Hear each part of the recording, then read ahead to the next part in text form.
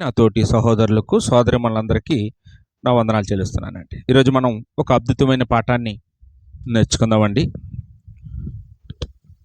మీ వివాహము ఘనమైనదేనా అనే పాఠాన్ని ఈరోజు మనం ఆలోచించేద్దామండి. వాస్తవానికి ఇది ఒక భయంకరమైన ప్రశ్న. ఏమండి, ఈ ఈ పాఠం ఒకవేళ వివాహం కాని వారికి ఉపయోగపడకపోవచ్చు అనిపిస్తుంది. కానీ భవిష్యత్తులో మీరు వివాహం చేసుకోబోతున్నారు. అప్పుడు ఖచ్చితంగా ఒకళ్ళు ఎవరైనా మనల్ని ఇలాంటి ప్రశ్న వేస్తే మనం కూడా సమాధానం చెప్పడానికి ఇప్పటి నుండి సిద్ధపడడానికి ఈ పాఠం చక్కగా విందామండి. ఒకవేళ భర్త చనిపోయి లేకపోతే భార్య చనిపోయి ఒంటరిగా ఉన్నవాళ్ళు కూడా ఈ పాఠం వింటారు. దీనివల్ల మాకే యూజ్ అనుకోకండి. మీరు కనీసం మీ పిల్లలకైనా సరే, మీకు తెలిసిన మీ కుటుంబ సభ్యులకైనా మీరు ఈ ఈ విషయాలు చెప్పడానికి మీరు నేర్చుకోండి. కాబట్టి ఈ సంగతిని మనందరం కూడా తెలుసుకొని మనందరం కూడా జీవించడానికి ఈ పాఠం మనందరికీ దేవుడు తెలియజేస్తూ ఉన్నాడండి. వివాహం అనే మాటకి చాలా పర్యాయ పదాలు మన తెలుగులోనే ఉన్నాయండి. వివాహాన్ని పెండ్లి అంటాం, పరిణయం అంటాం, కళ్యాణం అంటాం. ఏమండి, ఇంగ్లీష్లోనైతే మ్యారేజ్ అంటాం, హిందీలోనైతే షాదీ అంటాం. ఇలాగా భాషలు వేరైనప్పటికీ భావం ఒకటే అన్నట్టు ఈ వివాహాన్ని రకరకాలుగా ప్రపంచంలో చేసుకుంటూ ఉంటారు.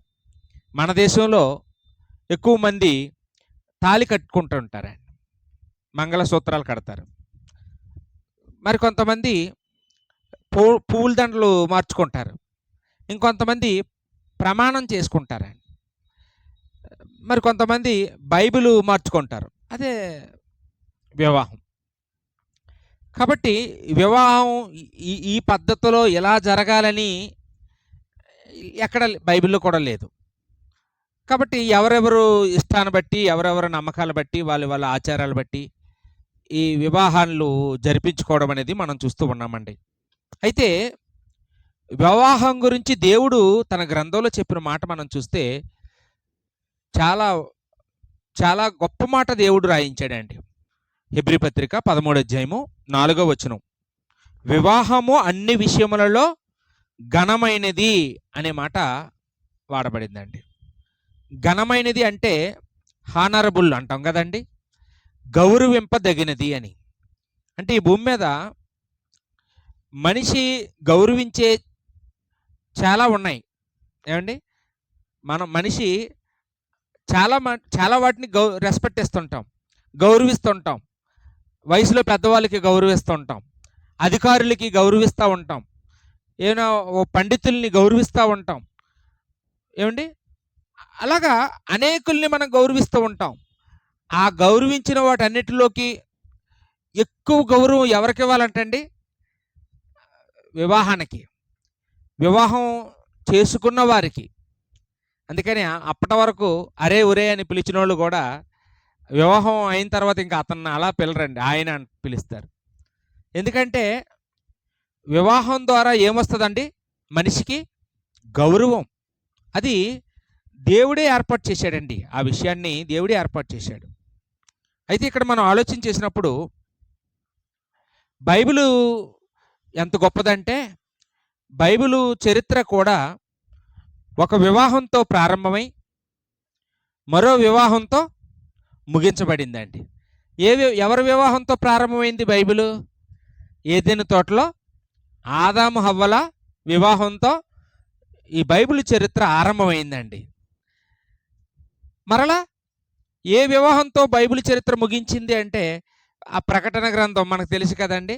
ప్రకటన గ్రంథంలో పెండ్లి కుమారుడు అయిన యేసుక్రీస్తు, పెండ్లి కుమార్తె అయిన వధువు సంఘం. ఈ పెండ్లి కుమారుని వివాహ మహోత్సవం గురించి మనం ప్రకటన గ్రంథంలో 19వ అధ్యాయంలో ఆ విషయాలన్నీ మనం చూస్తుంటాం. కాబట్టి మొదటి పుస్తకంలో వివాహంతో ప్రారంభమైంది, చివరి పుస్తకంలో వివాహంతో బైబిలు ముగించబడిందండి.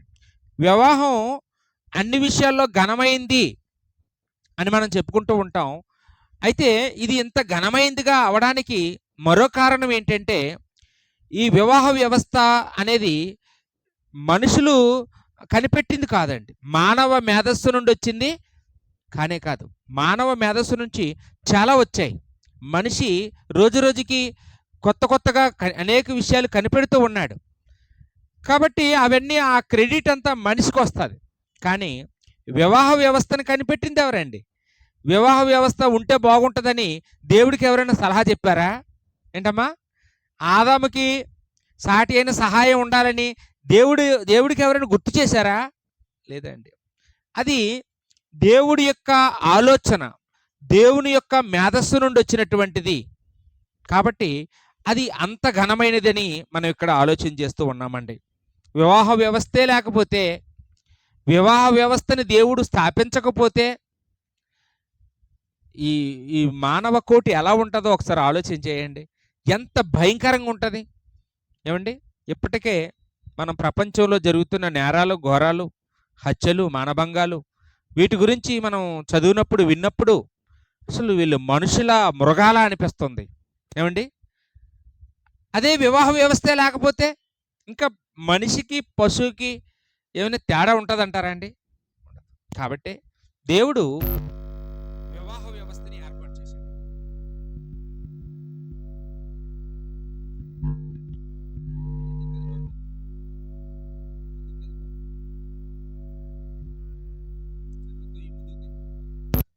అలాగే వచ్చాయి, యువతలకు వచ్చాయి, నువ్వు ఇక్కడికి వచ్చాయి, ముందుకు వచ్చాయి.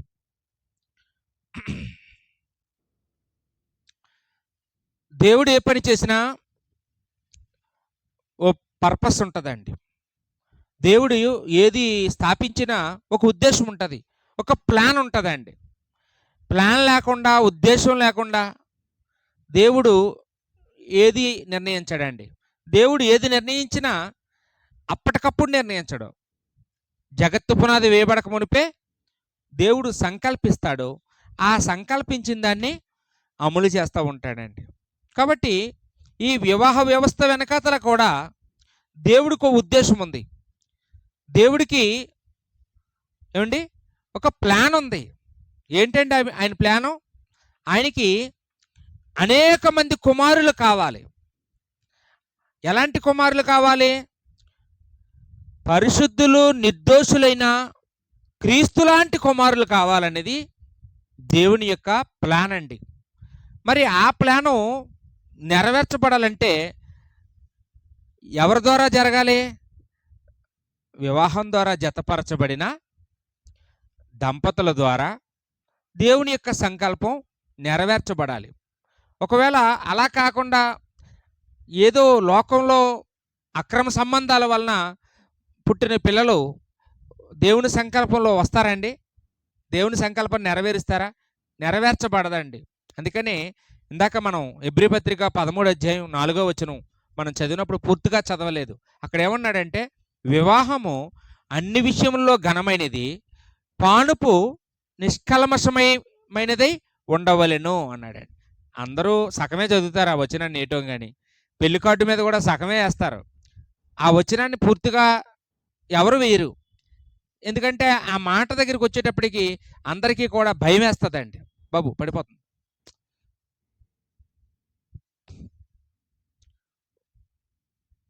ఆ మాట దగ్గరికి వచ్చేటప్పటికి అందరికీ భయం వేస్తుంది కావాలి. అంటే దేవుడు ఏం కోరుతున్నాడండి? ఇద్దరు వ్యక్తులు వివాహం చేసుకుంటే చాలు, అది వాళ్ళందరూ గౌరవించండి అని చెప్పడం లేదండి. ఆ వివాహం ఎలా జరగాలంటున్నాడండి? ఎలా జరగాలంట? పరిశుద్ధంగా, పరిశుద్ధమైన వాళ్ళకి. ఇద్దరు వ్యక్తులు పరిశుద్ధులుగా ఉండాలి, కల్మషం లేకుండా ఉండాలి, అపవిత్రులు అవ్వకుండా ఉండాలి. అలాంటి నిర్మలమైనటువంటి, పరిశుద్ధంగా బ్రతుకుతున్నటువంటి ఇద్దరు వ్యక్తులకి వివాహం జరిగి వాళ్ళ ద్వారా పిల్లలు పుట్టి, ఆ పిల్లలు క్రీస్తు లాంటి వారు అవుతారు. ఆ పిల్లలు పరిశుద్ధులు, నిర్దోషులైన పిల్లలు అవుతారు. తద్వారా దేవుని యొక్క సంకల్పం నెరవేర్చబడాలని దేవుడు ఈ భూమి మీద వివాహ వ్యవస్థను ఏర్పాటు చేశాడు అనే సంగతిని ఇక్కడ మనం అర్థం చేసుకోగలమండి. ఇక రెండవదిగా వివాహ వ్యవస్థ ఎందుకు అని మనం ఆలోచన చేస్తే దేవుడు ఏర్పాటు చేసి ఉంటాడని అంటే మనందరమే క్రీస్తు యొక్క సారూప్యతను సంపాదించడానికి. ఎందుకమ్మా? క్రీస్తు సారూప్యతను సంపాదించడానికి అంటే క్రీస్తు యొక్క గుణలక్షణాలు సంపాదించడానికి, క్రీస్తు యొక్క స్వభావాన్ని సంపాదించడానికి. అమ్మ, క్రీస్తు యొక్క స్వభావంలో ప్రాముఖ్యమైనవి రెండు ఉన్నాయి. ఏంటండి? ఒకటి, ఆయన లోబడతాడండి. రెండోది, ఆయన ప్రేమిస్తాడండి. ఆ రెండు లక్షణాలు యేసుక్రీస్తు యొక్క లక్షణాలు, యేసుక్రీస్తు యొక్క ప్రధానమైన లక్షణాలండి. ఇప్పుడు వివాహం ద్వారా జతపరచబడిన వాళ్ళు ఈ రెండు లక్షణాలు కలిగి ఉండాలి. భార్య ఏం చేయాలంటే అండి, తన భర్తకి లోబడాలి. ఎంత లోబడాలన్నాడండి? ఎంత లోబడాలి? ఎఫెసీ పత్రికలో 5:22 స్త్రీలారా మీ స్వపురుషులకు లోబడండి అని అంటూ ఏమన్నాడండి? ఎంత లోబడాలంటండి? క్రీస్తు దేవుడికి లోబడినంత లోబడాలి. ప్రభువునకు వలే అన్నాడండి. ప్రభువునకు వలే మీ స్వపురుషులకు లోబడండి. అంటే యేసుక్రీస్తు వారు తండ్రి అయిన దేవుడికి ఎంత లోబడ్డారో అంత మనము, లేకపోతే స్త్రీ లోబడాలి అని అక్కడ మనము చూస్తూ ఉన్నామండి. అంటే యేసుక్రీస్తు వారు తండ్రికి ఎందుకు లోబడుతున్నారు అంటే చక్కని వివరణ 1 కొరింథీ పత్రికలో 11:3 మనం చదివితే అక్కడ ఒక మంచి ఆర్డర్ని పౌలు గారు వేశారండి. ఏంటి ఆర్డరు అంటే, స్త్రీకి శిరస్సు పురుషుడని, పురుషుడికి శిరస్సు క్రీస్తని, క్రీస్తుకు శిరస్సు దేవుడని చెప్పారండి. చాలా చక్కగా సింపుల్గా అందరికి అర్థమయ్యే విధంగా పౌలు గారు అక్కడ వర్ణించడం మనం చూస్తూ ఉన్నామండి. అంటే ఎందుకు యేసుక్రీస్తు వారు లోబడ్డారు అంటే, తండ్రి అయిన దేవుడు యేసుక్రీస్తుకి శిరస్సు కాబట్టి శిరస్సుకు ఆయన లోబడ్డాడు. అలాగా స్త్రీ కూడా తనకు శిరస్సుగా ఉన్న పురుషుడికి లోబడి తీరాలి, లోబడాలి. ఆ లోబడే గుణం, ఆ అవకాశం ఎలా వస్తుంది ఒక వ్యక్తికి అంటే వివాహం ద్వారా. వివాహం ద్వారా జతపరచబడినటువంటి ఇద్దరు క్రీస్తు గుణాలు సంపాదించుకోవడానికి అవకాశం ఉన్నది. ఇక పురుషుడికి కూడా క్రీస్తు గుణం సారూప్యత సంపాదించుకునే అవకాశం భార్య ఇస్తుంది. ఎలాగండి? ఏమండి? ప్రేమించడం. క్రీస్తులో ఉన్న మరో గుణం ఏంటమ్మా? ప్రేమించడం. అంటే ఇప్పుడు ఎవరిని ప్రేమించాలండి? చాలామంది ప్రేమ అనగానే ఇప్పుడు దాన్ని పూర్తిగా తప్పుగా అర్థం చేసుకుంటున్నారు. అమ్మాయి అబ్బాయి లవ్ చేసుకుంటున్నారు అంటున్నారు. అది ప్రేమ కాదు అసలు. అది ఆకర్షణ, అది మోహం, అది ప్రేమ కాదండి. ప్రేమ ఎప్పుడు పుడుతుంది? నిజమైన ప్రేమ ఎప్పుడు కలుగుతుంది అంటే వివాహం ద్వారా జతపరచబడిన తర్వాత ప్రేమ కలుగుతుందండి. ఒక ఆయనట నా భార్యని ఎలా ప్రేమించాలా అని పుస్తకాలు చదివాడంట, సినిమాలు చూశాడంట, అర్థం కావట్లేదంట. అప్పుడు బైబిల్ చదివాడంట అండి. ఎఫెసీ పత్రిక 5:5 అక్కడే 28 పౌలు గారు చెప్పారండి. ఏమన్నారు చూడండి, నీ సొంత శరీరాన్ని ప్రేమించినట్టు ప్రేమించు అన్నాడండి. అంటే భార్యని పురుషుడు ఎలా ప్రేమించాలండి, ఎలా ప్రేమించాలా అని ఏ బుర్ర బద్దరగొట్టుకోక్కర్లేదు. నేను చెప్పినట్టు చెయ్యి. నీ బాడీ, నీ నీ నీ శరీరాన్ని నువ్వు ప్రేమించుకుంటావు కదా. ఎలా ప్రేమిస్తావు? అంటే ఆకలిస్తే అలాగే వేస్తుంది ఆకలి, భోజనం అని మానేస్తావా తినడం? ఆ టైంకి ఏదోటి, ఏమండి, ఏదోటి తాగైనా ఆకలి తీర్చుకుంటాం కదా, ఏ గంజి ఏదో తాగుతాం కదండి. అలాగే నీ భార్యని కూడా అలాగా కష్టపెట్టకుండా, ఆకలి కొనివ్వకుండా, ఆమె ఏ అవసరత కలిగి ఉందో దాన్ని తెలుసుకొని వెంటనే ఆ అక్కర తీర్చుట ద్వారా నీ భార్య నువ్వు ప్రేమించు. ఇప్పుడు శరీరానికి ఏదైనా ముళ్ళు గుచ్చుకుందండి, గుచ్చుకొని అలాగే పడి ఉండని నేను ఇప్పుడు ఖాళీ లేదు అనుకుంటామా? ఎన్ని పనులున్నా అన్ని పక్కన పెట్టి ఆ నటక ఆపేసి ఏమంటే ముందు అర్జెంటుగా దాని పని చూస్తాం కదండి. అవయవాలన్నీ అక్కడికి వెళ్ళిపోయి ఏదో రకంగా గుచ్చుకున్న ఆ ముళ్ళుని తీసివేసే వరకు ఇంకో పని పెట్టుకోమండి. శరీరం కాబట్టి మన కంట్లో ఏదైనా నలుసు పడితే అలాగే పెడితే పడినాయని మనం పని చేసుకుంటూ పోతామా? ముందు అర్జెంటుగా ఆ కంటిలో ఉన్న నలుసుని తీసేసే వరకు ఇంక ఈ రెండో పని ఉండదండి మనకి. ఎందువల్లంటే ఇది మన శరీరం కాబట్టి మన శరీరాన్ని మనం బాగా చూసుకుంటాం, చక్కగా అలంకరించుకుంటాం. ఇంకా ఏదో తక్కువ వచ్చినట్టు ఉందని ఎప్పుడు చింతిస్తుంటాం ఈ శరీరం కోసం. నీ భార్య విషయంలో కూడా అలాగే అలాగే నువ్వు ఎప్పుడు కూడా ఆలోచిస్తూ భార్యని ఎలా సంతోషపెట్టాలా అని ఎంత చేస్తున్నా ఇంకా సంతోషపెట్టలేకపోతున్నాను, ఇంకా ఎక్కువ ప్రేమించలేకపోతున్నాను అని అలాంటి అవగాహనతో ఉంటే వాళ్ళండి క్రీస్తు సారూప్యత సాధించిన వాళ్ళు. అంటే భార్యాభర్తలో కూడా ఏంటండి, ఈ వివాహ వ్యవస్థను కూడా దేవుడు ఎందుకు ఏర్పాటు చేశాడంటే భార్య ద్వారా క్రీస్తు సారూప్యత సాధించడానికి, భర్త ద్వారా క్రీస్తు సారూప్యతను మనం సాధించడానికే దేవుడు వివాహ వ్యవస్థను ఏర్పాటు చేశాడు అని బైబిల్ చెప్తా ఉందండి. అందుకే రోమపత్రికలో ఇంకా వివరంగా ఉంటుంది. రోమపత్రిక 8:28 దేవుని ప్రేమించే వారికి, అనగా ఆయన సంకల్పం చొప్పున పిలువబడిన వారికి మేలు కలుగుటకై అన్నాడు, సమస్తము సమకూడి జరుగుచున్నవని ఎరుగుదుము. ఇట్లనగా అంటూ అక్కడ తన కుమారుని యొక్క సారూప్యతలోనికి మనమందరము రావడానికి దేవుడు సమస్తము సమకూర్చి జరిగిస్తున్నాడు అన్నాడండి. అంటే సమస్తం అంటే మనకి వివాహం జరగడం కూడా మనం క్రీస్తు సారూప్యత సాధించడానికే.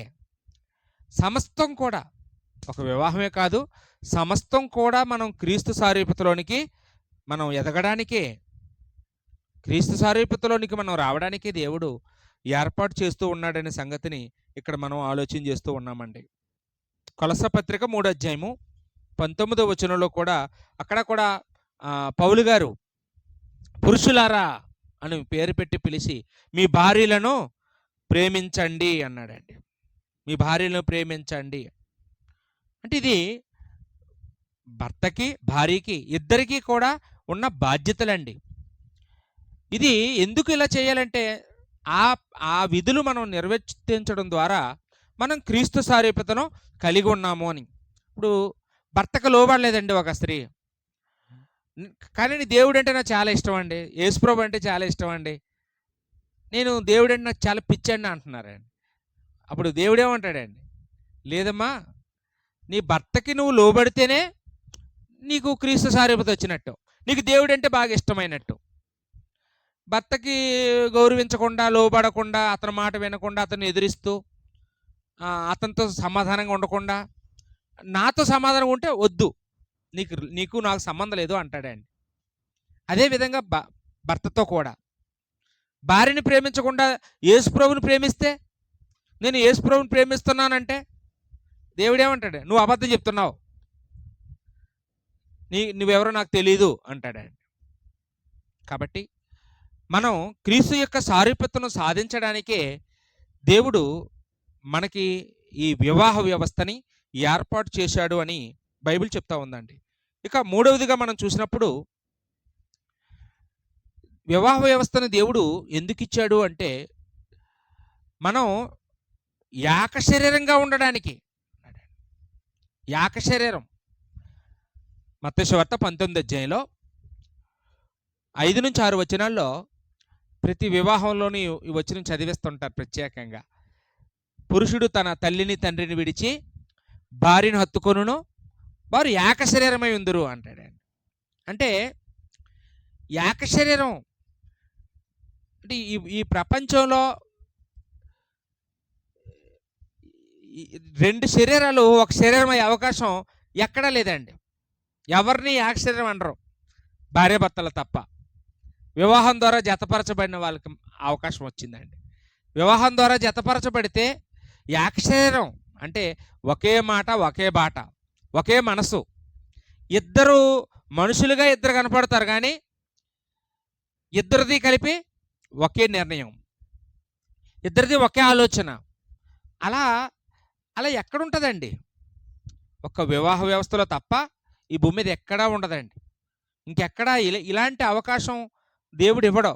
ఏమో ఎక్కడో పుడతారండి, ఎక్కడో పెరుగుతారు.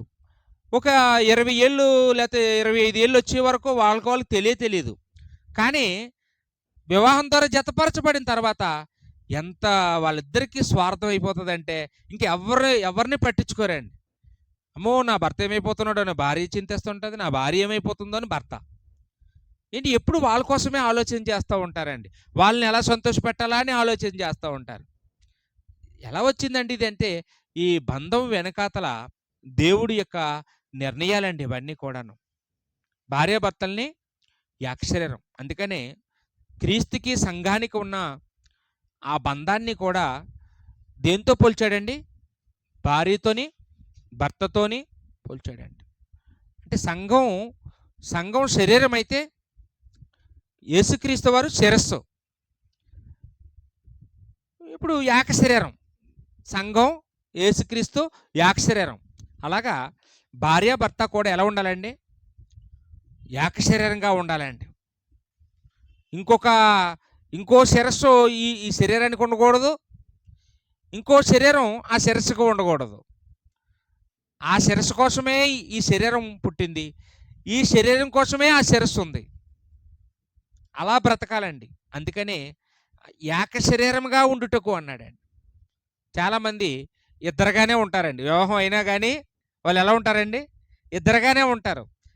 వారికి ఇద్దరుగా కాక ఏక శరీరంగా ఉండునట్లు అన్నాడు. అది దేవుడు నిర్ణయించినటువంటి, దేవుడు డిజైన్ చేసినటువంటి వివాహ వ్యవస్థ యొక్క గొప్పతనం అండి అది.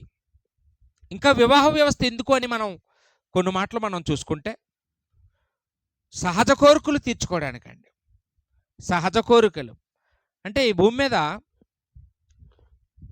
ప్రతి మనిషికి కూడా ఒక 5 సహజ కోరికలు ఉంటాయని మనం దేవుని యొక్క గ్రంథంలో చూడగలం. ఏంటంటే అవి? ఆకలి దప్పిక, లైంగిక వాంఛ, సహవాసము, గొప్పవారవ్వాలనే కోరిక, భద్రత. ఈ 5 కోరికలు కూడా లేని వాళ్ళు ఈ భూమి మీద ఎవరు ఉండరండి. అందరికీ ఉంటాయి, పుట్టుకతోనే ఉంటాయి. ఇప్పుడు ఆకలి దప్పికనే కోరిక వివాహ వ్యవస్థ ద్వారా ఎలా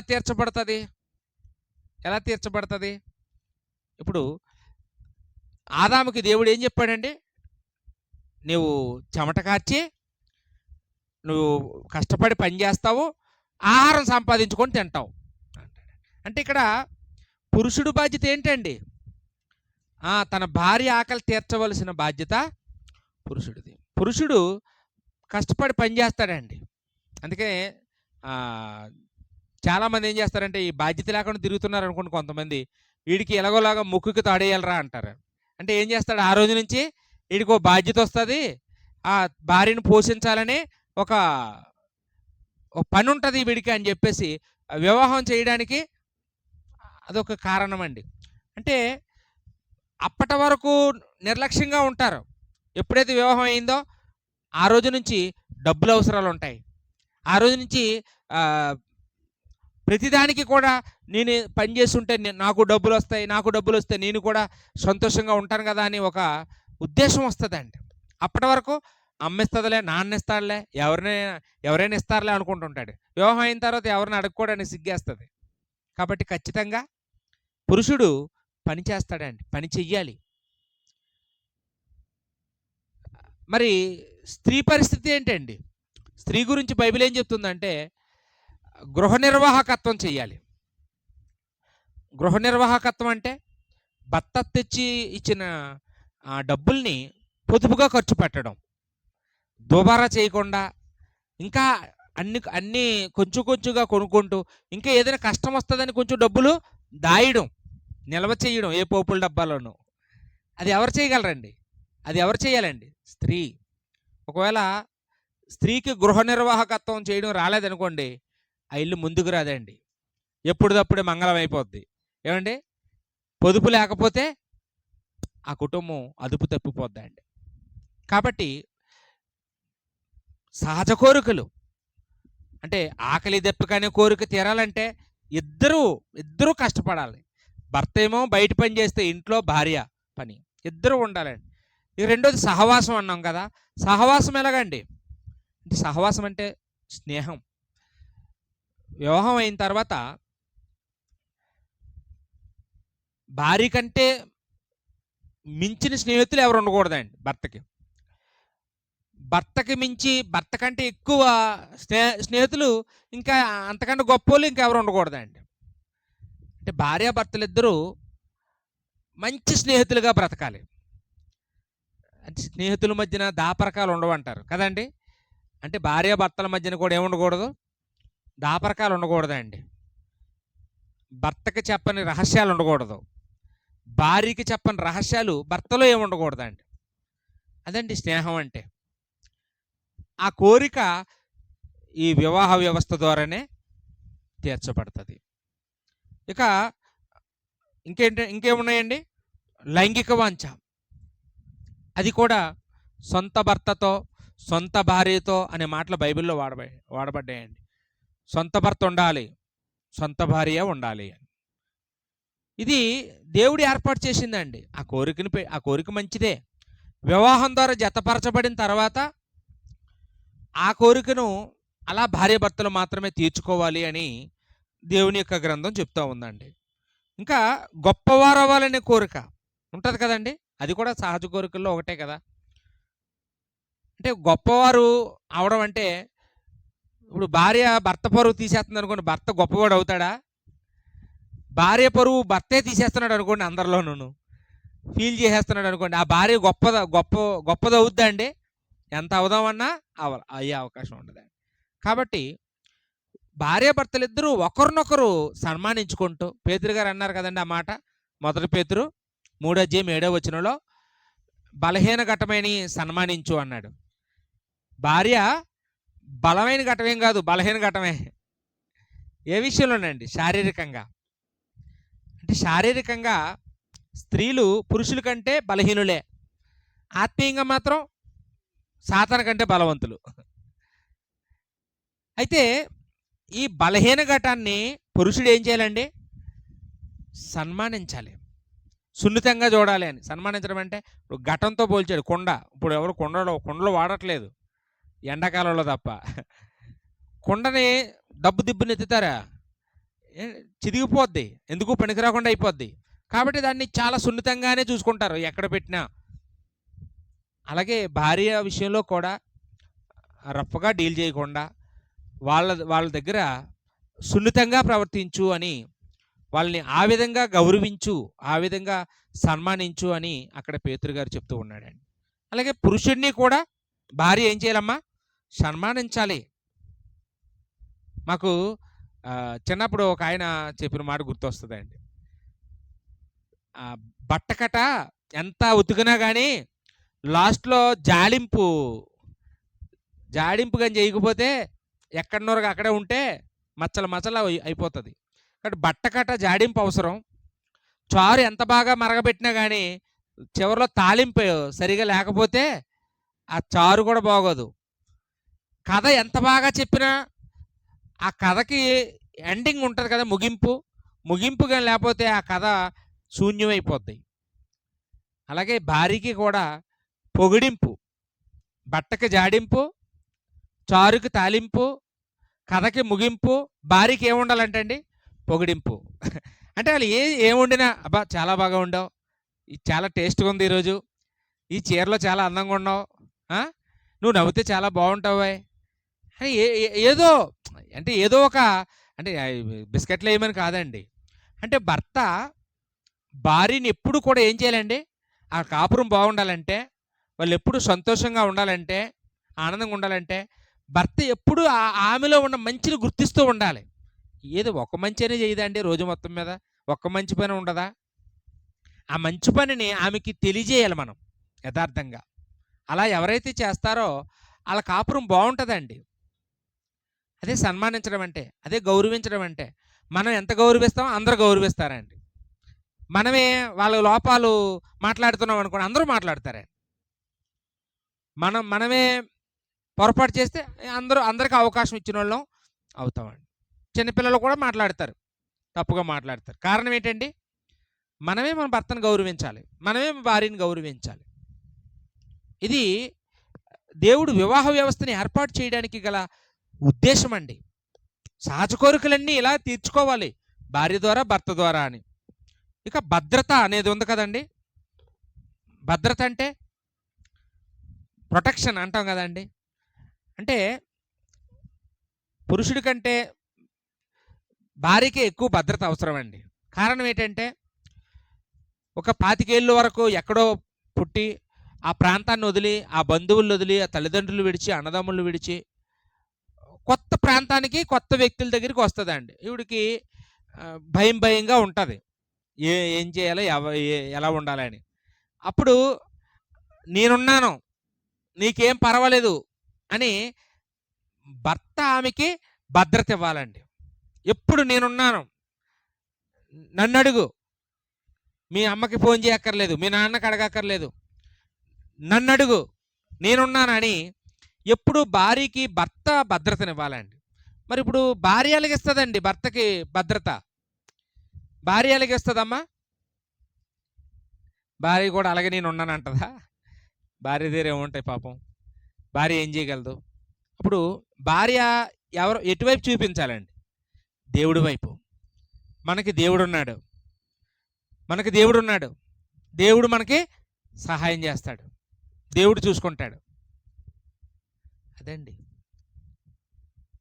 ఒకవేళ భార్య కానీ భర్తకి ధైర్యపరచకపోతే ఖచ్చితంగా భర్త తొలగిపోతాడండి, మార్గం తొలగిపోతాడండి. చూడండి, అబ్రహాం శారాలో మనం ఆ విషయం చూస్తామండి. అబ్రహాం సంతానం లేనప్పుడు ధైర్యం చెప్పవలసిన శారా ధైర్యం చెప్పకుండా మానేసి ఏం చేసిందండి? తప్పుడు మార్గం ఒకటి ఆలోచన వచ్చింది ఆవిడికి. హాగర్ని నీ దగ్గరికి పంపిస్తాను, నీకు పిల్లలు పుడతారు, ఆ పిల్లల్ని నేను పెంచుకుంటాను అనుకుంది. ఏమైందండి? ఈరోజు ఇస్మాయిలీలందరూ రావడానికి కారణం ఏంటండి? ఆవిడ చేసిన పొరపాటే కదా. ఆ రోజు ఆవిడ తీసుకున్న నిర్ణయమే, తప్పుడు నిర్ణయమే కదండి. ఆ రోజు ఆమె ధైర్యం చెప్పుంటే ఇంకెలా ఉంటుందండి? యోబు గారు కూడా ఎంత నీతిమంతుడైనప్పటికీ, ఎంత యథార్థవంతుడు, భక్తిపరుడైనప్పటికీ తన భార్య ఏం చేయడానికి ట్రై చేసిందండి? దేవుణ్ణి దూషించి చచ్చిపో అని ఒక మాట మాట్లాడేది. అంటే ఆ రోజే కనుక యోబు భార్య ఆ మాట అనకుండా ఉండుంటే ఎంత గొప్ప విశ్వాసంగా ఈరోజు మనం ఆవిడ గురించి కూడా చెప్పుకుందామండి. ఆవిడ గురించి కూడా చెప్పుకుందాం. కాబట్టి ఈ యొక్క వివాహ వ్యవస్థను దేవుడు ఎందుకు ఏర్పాటు చేశాడు అంటే ఈ కారణాలన్నీ మనం చెప్పుకుంటూ ఉన్నామండి. ఇంకా దేవుడు ఈ వివాహ వ్యవస్థను ఎందుకు ఏర్పాటు చేశాడంటే 5వ మాటగా మనం చెప్పుకోవాల్సింది ఏంటంటే ఒకరినొకరు ఎడబాయకుండా ఉండడానికండి. వివాహ వ్యవస్థను దేవుడు ఏర్పాటు చేసింది ఎందుకండి? ఒకే ఒక కారణంతో విడిపోవచ్చండి భార్యాభర్తలో. ఏ కారణం అండి? ఏ కారణం అమ్మా? మరణం. మరణం అనే కారణంతో తప్ప ఏ కారణంతోనూ భార్యాభర్తలు వేరవకూడదండి. దేవుడే విడదీయాలి అంతే. దేవుడే కలిపాడు, దేవుడే విడదీయాలి. అప్పటి వరకు కూడా కలిసే బ్రతకాలండి. అది దేవుడు వివాహ వ్యవస్థలో దేవుని యొక్క ఉద్దేశం అండి. 1 కొరింథీ పత్రిక 7వ అధ్యాయము 5వ వచనంలో భార్యాభర్తలు ఎడబాయకూడదు అన్నాడండి పౌలు గారు. ఎడబాయకూడదు.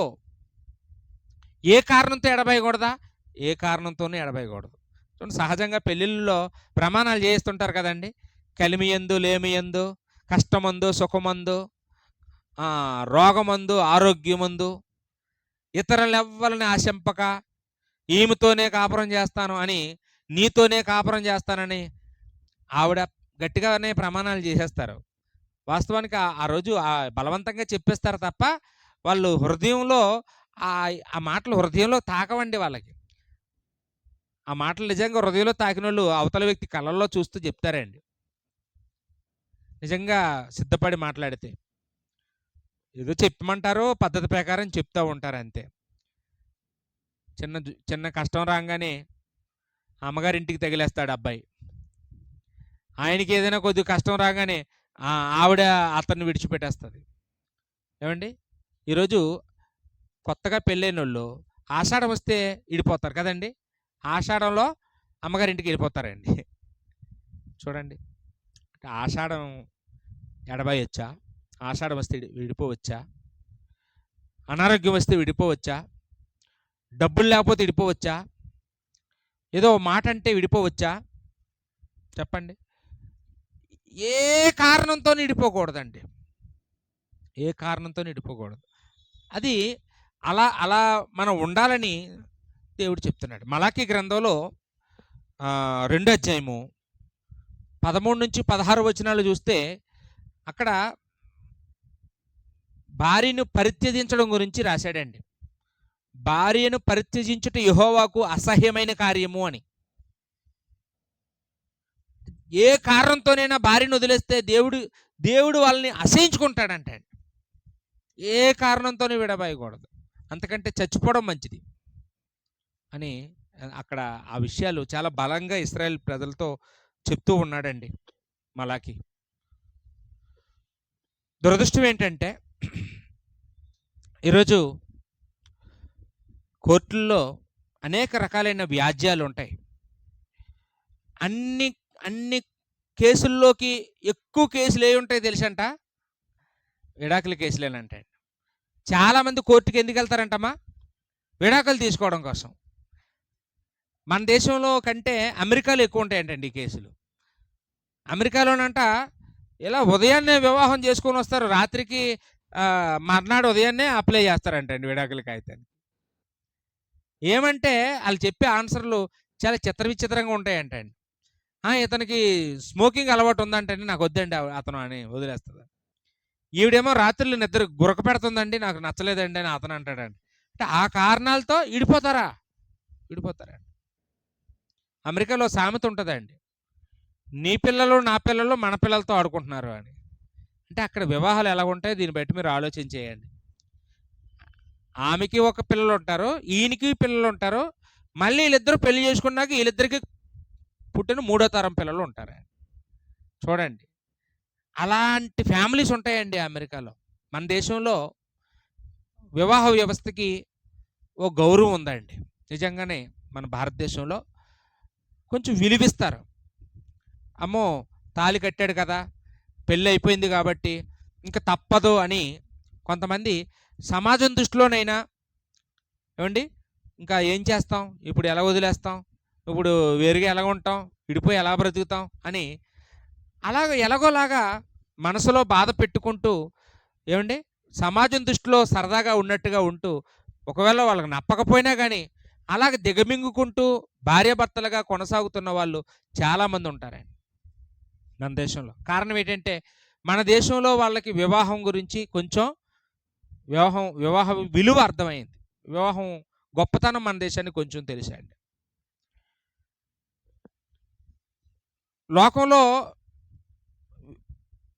లోకంలో ఉండే వాళ్ళకి వివాహం గురించి అవగాహన ఉందా అంటే లోకంలో ఉండే వాళ్ళకి లేదు. క్రీస్తులో ఉండే వాళ్ళకే ఆ కొంచెమైన అవగాహన ఉందండి. లోకంలో ఈరోజు వివాహాలు ఎందుకు చేస్తున్నారని అంటే చాలామంది వివాహానికి కారణాలు ఏం చెప్తారండి? ఈడొచ్చింది కదండి, పెళ్లి చేసేయాలండి అంటూ ఉంటారండి. ఈడొస్తే పెళ్ళా? ఇంకేమంటారండి? జోడీ కుదిరిందండి, ఇప్పుడే చేసేయాలి అని.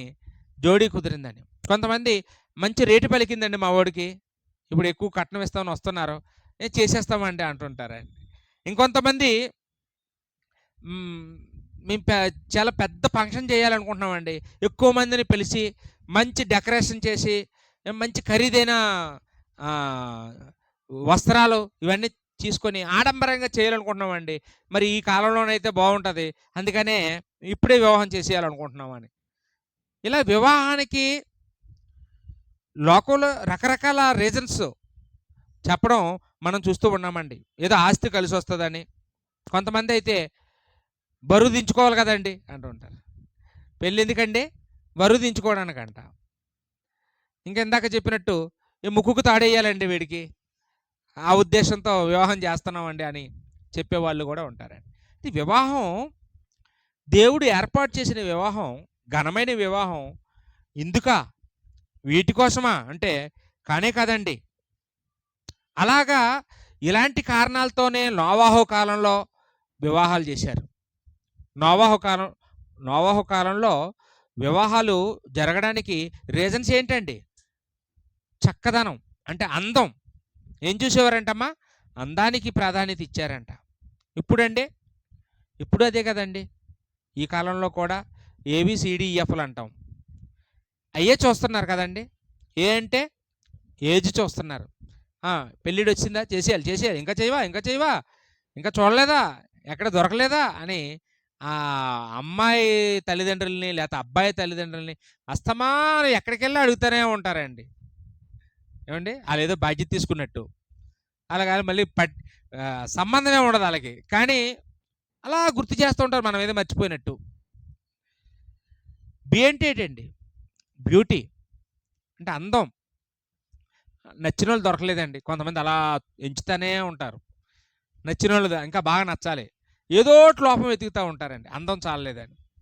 కొంతమంది సి అంటే ఏంటి? క్యాస్ట్. ఎన్నున్నా మా క్యాస్టే కావాలండి. మా క్యాస్ట్ వస్తే ఎవరికైనా ఇచ్చేస్తాం. మా క్యాస్ట్ కాకపోతే ఇవ్వం. అది క్యాస్ట్ చూస్తారండి కొందరు. డి అంటే డౌరీ. అంటే ఆశించినంత కట్నం కావాలి. కట్నం లేకుండా పెళ్లి చేసుకోమండి. ఈ అంటే ఎడ్యుకేషను. కొందరికి ఎన్నున్నా కానీ అమ్మో చదువు మా అమ్మాయి ఎంత చదివిందో మా అమ్మాయి కంటే కొంచెం ఎక్కువైతేనే చదవాలి. మా అబ్బాయి కంటే ఎక్కువ చదివితే వద్దు. చదువులో సరిపోవాలి. డాక్టర్కి డాక్టరే, టీచర్కి టీచరే. ఏండి? విశ్వాసాలు ఎవరు చూడట్లేదండి. అబ్బాయి డాక్టరేనా, అమ్మాయి డాక్టరేనా, ఓకే చేసేద్దాం అంటారు. అంటే దేవుడు ఇవి చూడమన్నాడా? విశ్వాసం చూడమన్నాడా?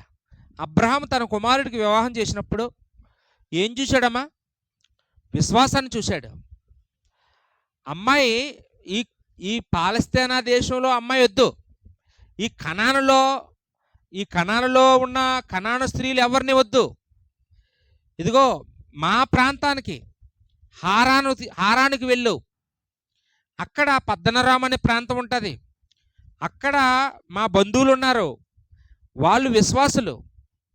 వాళ్ళ దగ్గరికి వెళ్ళి వాళ్ళ దగ్గర అమ్మాయినే తీసుకురా, ఇంక ఇక్కడ వాళ్ళు అయితే పెళ్లి చేయొద్దు అని అబ్రహాం అట ఒట్టేయించుకున్నాడంటండి ఎలియాజరు చేత. ఒట్టేయించుకున్నాడు. అంటే అబ్రహాంకి ఎంత అవగాహన ఉందో చూడండి.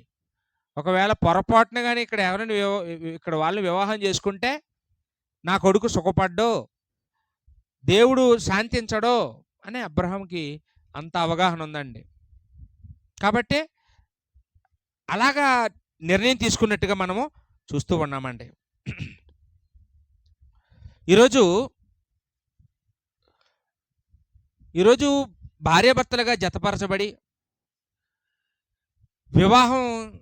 వివాహం జరిగి కూడా మరి ఈరోజు చాలామంది మనస్పర్ధలతో బాధపడుతూ ఉండడానికి కారణం ఏంటండి? భార్యాభర్తల మధ్యన అపార్థాలు అనేకం చూస్తూ ఉన్నాం. అందువల్ల మీ వివాహం ఘనమైనదేనా అని మనం ఈ పాఠానికి పేరు పెట్టుకున్నాం కదండి. ఘనమైంది ఎప్పుడవుద్దండి? వివాహం ఘనమైంది ఎప్పుడవుద్ది?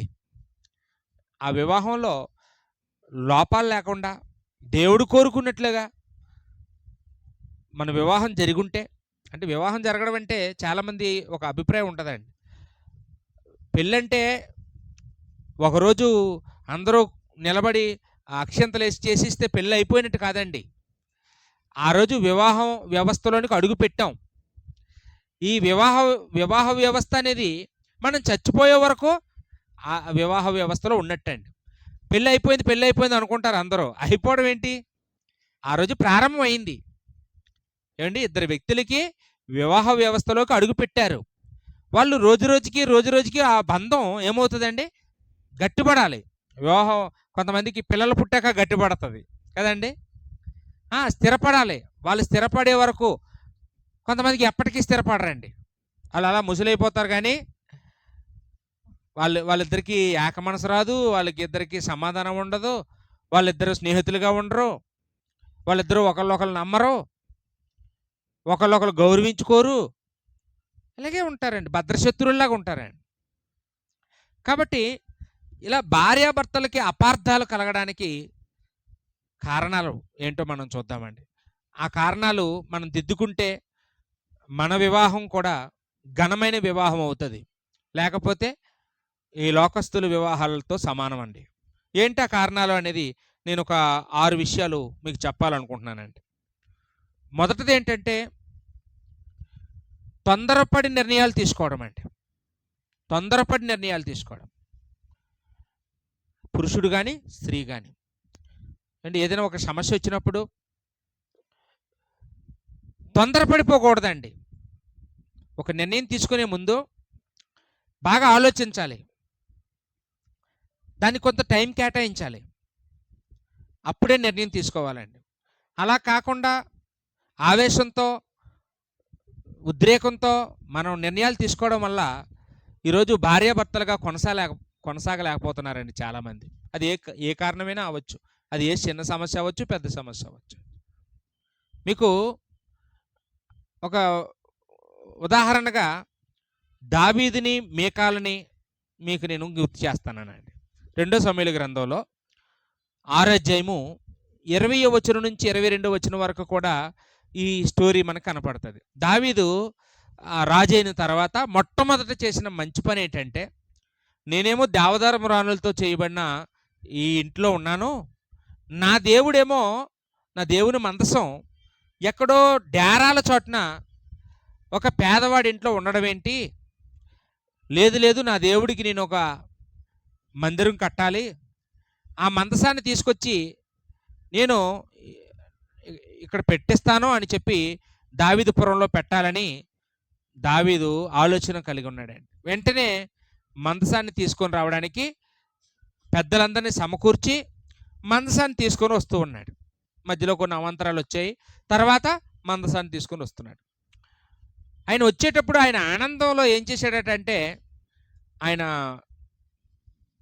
ఒంటి మీద బట్టలు అంటే రాజు వస్త్రాలు తీసివేసి ఒక సామాన్యుడు లాంటి బట్టలు కట్టుకొని ఆ మందసం ఎదుట పాటలు పాడుతూ డ్యాన్స్ చేసుకుంటూ తీసుకొస్తున్నాడంటే. అలా తీసుకొస్తుంటే అప్పటికి దావీదు వివాహం చేసుకున్నటువంటి వ్యక్తి మీకాలు, దావీదుకి మీకాలు భార్య అండి. దావీదు అంటే చాలా ఇష్టం ఆమెకి. ఒకప్పుడు దావీదుని సౌలు చేతిలో నుంచి కాపాడింది ఆవిడ. కానీ సౌలు ఏం చేశాడంటే, దావీదుకిచ్చి పెళ్లి చేసిన మీకాలని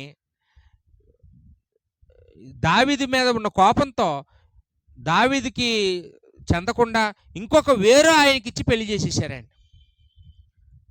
దాదాపు 20 సంవత్సరాలు అయిపోయింది వాళ్ళిద్దరూ కలుసుకొని. ఇప్పుడు దావీదు రాజైన తర్వాత ఆ మీకాల్ని రప్పించమన్నాడండి. లేదండి, పెళ్ళి అయిపోయిందండి, ఇంకొక అతనితో ఉందండి, నాకు అనవసరం, నాకు ఆవిడ కావాలి, నా భార్య కావాలి, తీసుకురండి, ఏదో జరిగింది అనవసరం, నేను నా భార్యను చూడాలి, నా భార్య నాకు కావాలని అంటే వెళ్ళి ఆమెను తీసుకొచ్చారండి. ఆమె ఇంట్లో ఉంది. దావీదు గారు మందసం ముందు డ్యాన్స్ చేసుకుంటూ ఇంటికి వచ్చారు. అంటే ఇప్పుడు ఒక 5 నిమిషాల్లో దావీదు మీకాలు కలుసుకోబోతున్నారండి. ఎంత ఎగ్జాక్ట్గా ఉంటుంది చూడండి. 20 సంవత్సరాలు క్రితం విడిపోయిన వాళ్ళు ఇప్పుడు కలవబోతున్నారు. వాళ్ళు ఒకరి పట్ల ఒకరు ఎన్ని ఊహించుకుంటారో. కానీ సడన్గా మీకాలు దావీదుని ఎలా చూడాలనుకుందో అలా చూడలేదు. మేడ మీద చూసిందట కిందకి. చూస్తే ఒక వ్యర్థుల్లాగా, ఏమంటే ఒక పనివాళ్ళతో సమానంగా డ్యాన్స్ చేసుకుంటూ రాజవస్త్రాలు లేకుండా ఆయన కనపడేటప్పటికీ మీకాలు దావీదుని అందరి ముందు తిట్టేసిందండి. ఎప్పుడైతే అలా తిట్టేసిందో దావీదు ఫీల్ అయిపోయాడండి. నేను ఎవరి ముందు డ్యాన్స్ చేస్తున్నాను, ఎవరి కోసం ఇంత చేస్తున్నాను, నన్ను ఇంతటి వాడిని చేసిన నా దేవుడికే కదా చేశాను, నేను ఎక్కడో చేయలేదు కదా, నా దేవుడి కోసం కదా చేశాను అని ఇలా ఇంత మాట అనేసి పెట్టి నన్ను ఈ పని వాళ్ళందరూ చూస్తుండగా అన్నావేంటి అని చెప్పి దావీదు ఏం చేశాడండి, ఇంకా ఈ రోజున నువ్వెవరో నేనెవరో, నువ్వు నాకు అక్కర్లేదు, వెళ్ళిపో అన్నాడండి. దావీదుకి ఆమెకి మరల కలయిక లేదు. ఆమెకి సంతానం లేదంట. అంటే వాళ్ళిద్దరు కలుసుకోలేదండి. చూసారండి, ఆమె కనుక ఒక గంట సేపు ఓపు పట్టుంటే ఏమండి, ఆయన మళ్ళీ రాజవస్త్రాలు వేసుకున్నాం, ఆమె ఎలా చూడాలనుకుందో అతన్ని అలా చూసును. కాసేపు ఆగి ఉంటే కంట్రోల్ చేసుకోలేకపోయిందండి. ఎందుకంటే ఆవిడ రాజుగారి కూతురు కదండి. వాళ్ళ నాన్నగారిని ఎలా చూసిందో అలా చూడాలనుకుని వచ్చింది. కానీ ఇక్కడ ఏం చూస్తే దావీదు అలా కనపడలేదు ఆమె కంటికి. ఇటు అలా ఉండిపోతాడా? కానీ కంట్రోల్ చేసుకోలేకపోయిందండి. ఈరోజు కూడా చాలామంది దంపతులు భార్యాభర్తలుగా జీవించినప్పుడు అనేక ఆటుపాట్లు వస్తుంటాయి, అనేక సమస్యలు వస్తుంటాయి. చిన్నది అవ్వచ్చు, డబ్బుల విషయం అవ్వచ్చు, ఇంకేదైనా అవ్వచ్చు. ఏదైనా కానీ ఏమంటే ఒక నిర్ణయం తీసుకునేటప్పుడు చాలా ఆలోచించి మాట్లాడాలండి. మాటే కదా లూజు టంగుగా మాట్లాడేస్తే ఏమైపోతాయండి ఆ జీవితాలు? ఏమవుతుందండి వివాహ వ్యవస్థ? అంతేనండి. ఓ భార్యాభర్తలు ఇలాగే రోజు దెబ్బలాడుకునేవారంటండి. వాళ్ళు ఎంత తెగించేవారంటే అలా కడుపును పుట్టిన పిల్లల్ని కూడా ఈ పాపకి నేనంటేనే ఇష్టం, నేనంటేనే ఇష్టం, అమ్మ అంటేనే ఇష్టం అని అమ్మ, లేదు నాన్నంటేనే ఇష్టం దీనికి అని ఆ విషయంలో కూడా దెబ్బలాడుకునేవారంటండి వాళ్ళు ఎప్పుడూను. అప్పుడు ఓ రోజు వాళ్ళిద్దరూ కలిపి ఒక పందెం వేసుకున్నారంటే, సరే ఆవిడకి పాపకి మనం పళ్ళు పట్టుకెళ్ళిద్దాం. ఈ పళ్ళు ఇచ్చిన తర్వాత ఆమె నీకు నీకు తిరిగి తినిపిస్తుందా, నాకు తినిపిస్తుందో చూద్దాం. ఎవరికి తినిపిస్తే వాళ్ళంటే ఎక్కువ ప్రేమ దానికి అని అలా అనుకున్నారంటండి పాపకు తెలియకుండా. ఆ పళ్ళు పట్టుకెళ్ళి ఆ జాంపళ్ళు అయ్యో పట్టుకెళ్ళి ఆ పాప చేతిలో పెట్టారట. తండ్రి చూస్తున్నాడట, తల్లి చూస్తుందంట. నాకు పెడుతుంది అనుకుంటున్నారట వీళ్ళు. ఆ పాప మాత్రం ఓ జాంపండు తీసుకోవడం, కొద్ది కొరుక్కోవడం, పక్కన పెట్టడం, ఇంకో జాంపండు తీసుకోవడం, కొద్ది కొరుక్కోవడం, తినేయడం, పక్కన పెట్టడం చేస్తుందట. ఈ లోపల తల్లి ఆగలేకపోతుంది, కోపం వచ్చేస్తుంది, ఆవిడకి బీపీ వచ్చేస్తుంది. నువ్వు ఇలాంటి ధనం అనుకోలేదు ఇంతకాలం, నేనంటేనే నీకు ఇష్టం అనుకున్నాను. అమ్మ అమ్మ అమ్మ నేనంటే నీకు అసలు ఇంత గది కూడా ఇష్టం లేదు. తెచ్చిచ్చిన పళ్ళన్నీ నువ్వే కొరుక్కొని తినేస్తున్నావు తప్ప అమ్మ కొంచెం తినని ఒక ముక్క కూడా పెట్టట్లేదు. ఇంతేనేటే నీకు నేనంటే ప్రేమ అని అన్నదంట. అప్పుడు ఆ పాప అన్నదంట, లేదమ్మా నువ్వంటే నాకు ఇష్టం. ఈ పళ్ళు అన్నీ తిని చూస్తున్నాను, ఇందులో ఏది బాగా తీయగుంటే అది నీకు పెడదామని అన్నీ కొద్ది కొద్దిగా కొరుక్కొని తింటున్నానమ్మా. నువ్వు ఈ లోపల కంగారు అయిపోయి నన్ను ఇన్ని తిట్లు తిట్టేసావని చెప్పిందంట. అంటే ఆ తల్లి ఒక 5 నిమిషాలు కూతురు ఏం చేస్తుందో అని కంట్రోల్ చేసుకొని ఉంటే ఎవరు విన్ అయ్యేవారండి? ఆ తల్లే విన్ అయ్యేది. కానీ ఆవిడ కంట్రోల్ చేసుకోలేకపోతుంది చిన్న విషయానికి. వెంటనే తిట్టేసింది కూతుర్ని శుభ్రగానం. ఏమండి? మనసు పాడు చేసేసింది. ఈరోజు కూడా చాలా సందర్భాల్లో భార్యాభర్తలు ఇలాగేనండి. అన్ని విషయాలకి కూడా కంగారు అయిపోయి ప్రతి విషయానికి కూడా రాద్ధాంతం చేసేసుకొని ఏమండి మనసులు చెదరగొట్టుకుంటూ కుటుంబాల్లో మనశ్శాంతి లేకుండా చేసుకుంటూ మరి సమాజం ఇలాగ విడిపోవడానికి కారణాలు ఏంటండి? వివాహ వ్యవస్థని ఈరోజు ఎంత ఎంత నీచంగా చూస్తున్నారు చూడండి. సినిమా వాళ్ళు జోకులన్నీ ఎవరి మీద వేస్తారో తెలుసా అండి? ఈ జబర్దస్త్లో జోకులన్నీ ఎవరి మీద అండి? కామెడీ షోలన్నీ ఎవరి మీద తీస్తారు? భార్యాభర్తల మీదే. అన్నదమ్ముల మీద ఏ జోకు పండదు. ఏమండి? ఏ బొమ్మలు వేసినా, ఏ నవ్వించాలని చూసినా ఎవరినైనా దేని మీద వేస్తున్నారు నాటకాలన్నీ అంటే భార్యాభర్తల మీద. మహోన్నతుడైన దేవుడు ఎంతో ఘనమైనదిగా వివాహ వ్యవస్థని ఏర్పాటు చేస్తే ఈరోజు కామెడీ చేసి పారేశారండి మనుషులు. భార్యాభర్తల దాంపత్య జీవితాన్ని ఒక పిచ్చివాళ్ళలాగా చూపిస్తున్నారు. కారణం ఏంటంటే మన మన మన యొక్క స్వభావాలనే అండి, ప్రస్తుత స్వభావాలు. ఇక రెండోదిగా మనం ఆలోచన చేసినప్పుడు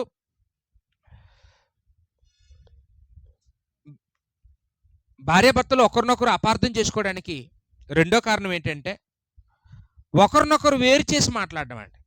సాధారణంగా ప్రతి కుటుంబంలో కూడా ఏమండి భార్య అంటది, నేను తెచ్చుకున్న వస్తువులు, ఇది నా మంచం, ఇది నా గిన్నె, ఇది నా కుర్చీ, ఈ మియ్యి, ఈ మాయి, వీళ్ళు నా బంధువులు, వాళ్ళు మీ బంధువులు, ఇది నా డబ్బు, ఇది నా ఆస్తి, ఇది నా పేరు మీద ఉంది, ఇది మా అమ్మగారు నాకు పెట్టారు అండి. అలా వేరు చేసి చచ్చిపోయే వరకు అలాగే ఉంటారండి.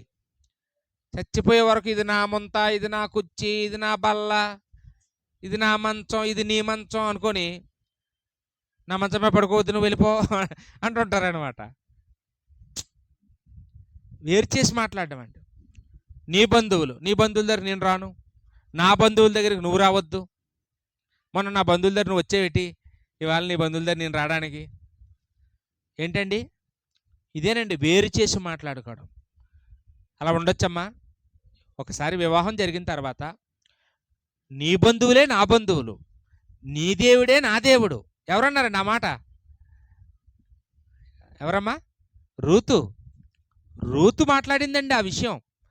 వివాహం జరిగిన తర్వాత ఇంకా నా బంధువులంటూ వేరు లేరండి, నాకంటూ ఒక దేవుడు లేడు, నీ దేవుడే నా దేవుడు, నీ బంధువే నా బంధువు.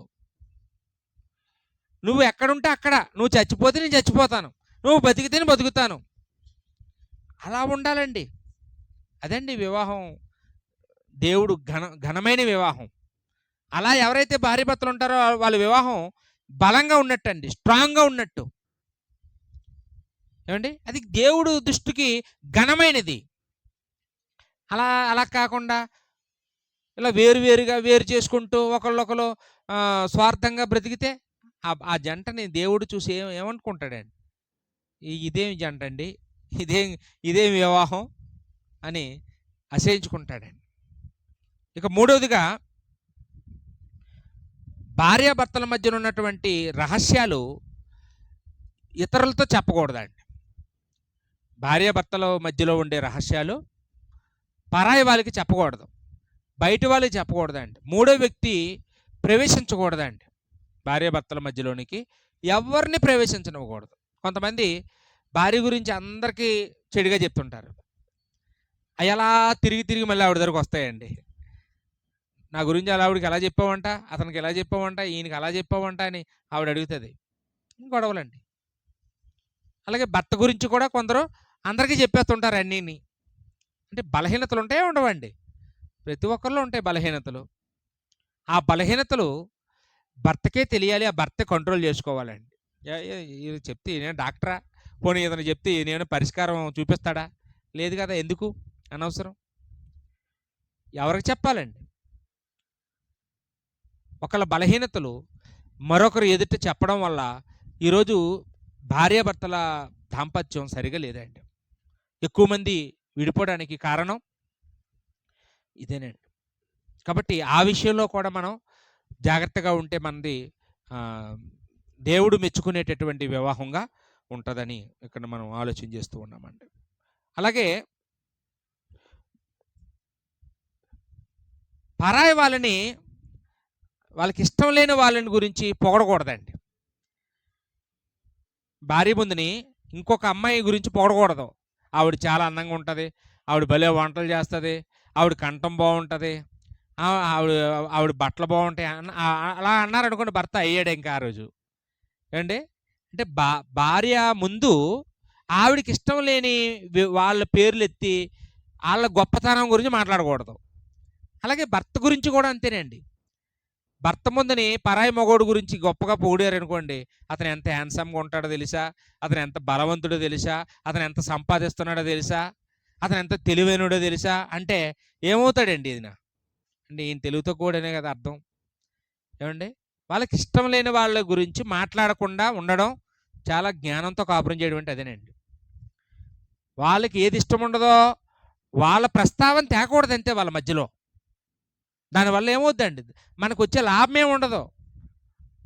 కలహాలు, కుటుంబంలో కలహాలు ప్రారంభం అవడానికి మనమే ఆజ్యం పోస్తున్న వాళ్ళం అవుతామండి. కాబట్టి ఈ విషయాలన్నీ కూడా మనలో ఉండే చిన్న చిన్న లోపాలే, కానీ ఇవే ఈరోజు వివాహ వ్యవస్థను పాడు చేస్తున్నాయి అనే సంగతిని తెలియజేస్తూ ఉన్నానండి. అదేవిధంగా కోపాన్ని ఎక్కువ కాలం కొనసాగించడం. ఐదో లోపం ఏంటండి? కోపానికి టైం ఉందండి. యేసుప్రభు చెప్పారు కొండమీద ప్రసంగంలో, ఎప్పటి వరకు ఉండొచ్చు అంటండి కోపంతో మనం? సూర్యుడు అస్తమించే లోపు అన్నాడండి యేసుప్రభు. అంటే రోజుకి 24 గంటలు కదా అండి. 12 గంటలు సూర్యుడు ఉదయిస్తాడు, 12 గంటలు అస్తమిస్తాడు. అంటే సూర్యుడు ఉదయించిన తర్వాత ఏదైనా చిన్న మాట వచ్చింది అనుకోండి, సూర్యుడు అస్తమించే లోపల ఏమైపోవాలండి?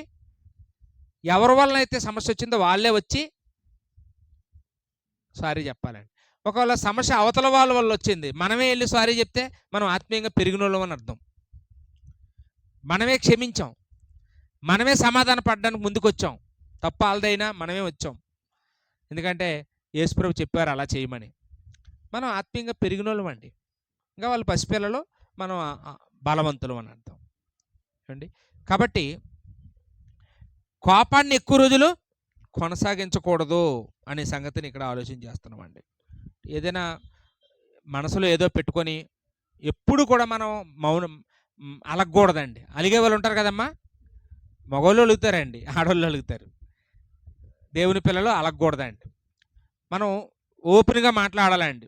మనకి ఏమనిపిస్తుందో, మనకు నచ్చట్లేదు, నీ పద్ధతి నచ్చలేదు అబ్బాయి, ఇది కరెక్ట్గా లేదు, ఇది మార్చుకో నువ్వు, ఇలా ఇలా అయితే నాకు ఇబ్బందిగా ఉంటుంది, నాకు అసలు ఇష్టం లేదు అని చెప్పాలండి ఓపెన్గాను. భర్తకి భార్య చెప్పాలి, భార్యకి భర్త చెప్తే కదండి తెలుసుకుంటారు.